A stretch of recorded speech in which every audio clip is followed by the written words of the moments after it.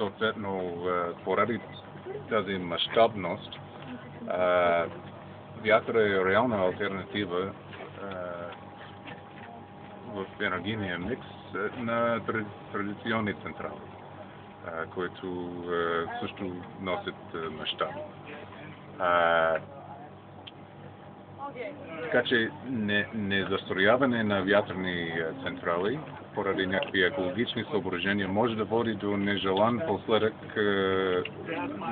последица по-скоро, да построим повече на въглища.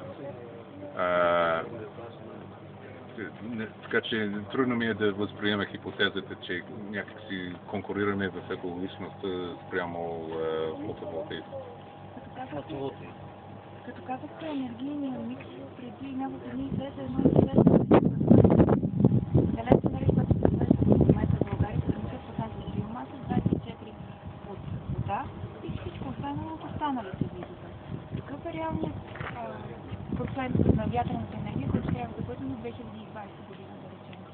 Процент от възобновяемата енергия, пазара на електроенергия.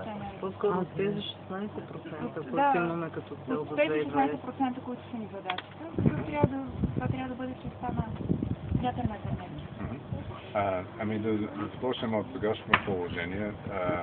Доколкото знам, не биомасата, което е много малко реално в момента, вятърни централи произвеждат най-много зелена енергия. И това ни дава репер около 8% от крайното потребление. Така че ако трябва да отвоим от 8 до 16, общо взето вятъра ще поеме голямата част от тази разлика точно поради мащабността. Бих казал някъде половината до 2/3. Тоест в цифри 4 до 6% общо взето към общите 16.